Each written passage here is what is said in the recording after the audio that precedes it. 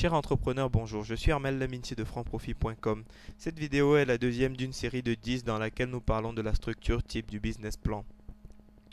Dans cette vidéo, nous allons parler plus en profondeur de l'executive summary ou résumé opérationnel. C'est le premier chapitre de 90 ou 99% des business plans que j'ai rencontrés.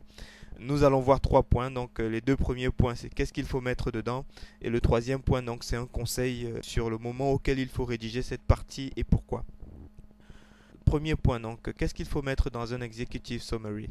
La première chose à mettre dans votre résumé opérationnel ou executive summary, c'est de présenter un condensé de l'ensemble de votre projet.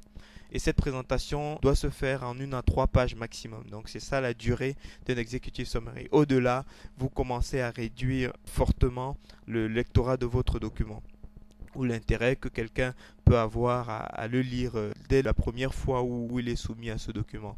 Donc 1 à 3 pages maximum pour présenter un condensé de l'ensemble de votre projet. Qu'est-ce que vous dites là-dedans? 1. Qui êtes-vous? 2. Que faites-vous? 3. Qu'est-ce que vous voulez? Vous voyez, c'est synthétique, il faut être direct.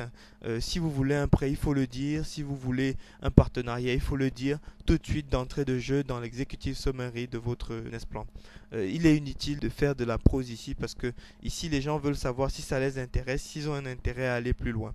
Et vous avez le même intérêt, c'est-à-dire que ça ne sert à rien de faire lire à quelqu'un un document pour lequel ce que vous voulez, il ne peut pas le faire pour vous, ça ne l'intéresse pas, alors qu'il aurait pu le savoir et vous le dire dès la lecture de la première page de votre business plan.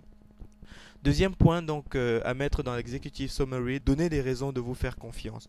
Donner les raisons de vous faire confiance comment? En avançant notamment quels sont les chiffres d'affaires, les résultats espérés. 90% des entrepreneurs font un business plan parce qu'ils ont besoin d'un financement, essentiellement. Que ce soit auprès d'une banque ou d'un organisme financier de type société de capital risque ou business angel. À un moment, il faut parler des chiffres.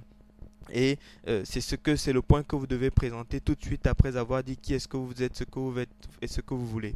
Quels sont les chiffres d'affaires et les résultats espérés? Rajoutez quelques graphiques ici parce que ça permet d'avoir une belle synthèse d'informations sur un espace relativement contenu. Et puis, un autre point dont il faut parler ici, c'est quels sont les atouts essentiels à votre succès. Quels sont les éléments, quels sont les facteurs qui feront en sorte que vous réussissez ce projet que vous êtes en train de mettre en place. Voilà. Donc, un conseil, rédigez cette partie en dernier. Pourquoi est-ce que je vous dis ça? Parce que à la fin, vous avez une vue globale. Il faut savoir qu'entre le moment où vous allez commencer à rédiger votre business plan et le moment où vous allez terminer, vous allez maintes fois changer de perspective. Vous allez vous rendre compte qu'il y avait pas mal de choses qui étaient finalement pas si structurées que ça et qui vont vous conduire à modifier votre approche et à adapter certains points de vue.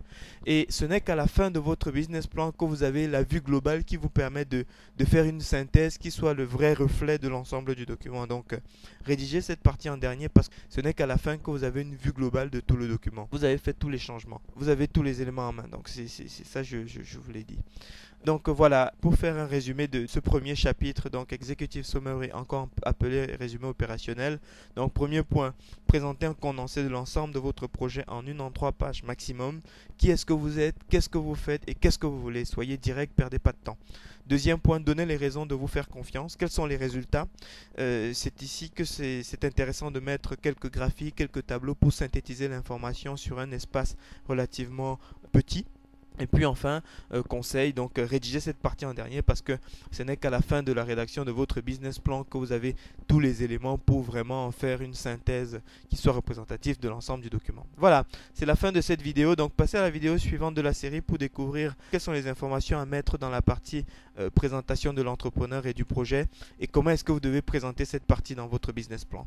Sur notre site franprofit.com, vous pouvez visionner toute la série de vidéos les unes après les autres et puis surtout, vous pouvez télécharger gratuitement une structure type de business plan que vous pouvez vous mettre à utiliser tout de suite pour rédiger votre business plan. Voilà, merci pour votre attention. Je suis Armel Laminci de franprofit.com et à très bientôt. Au revoir.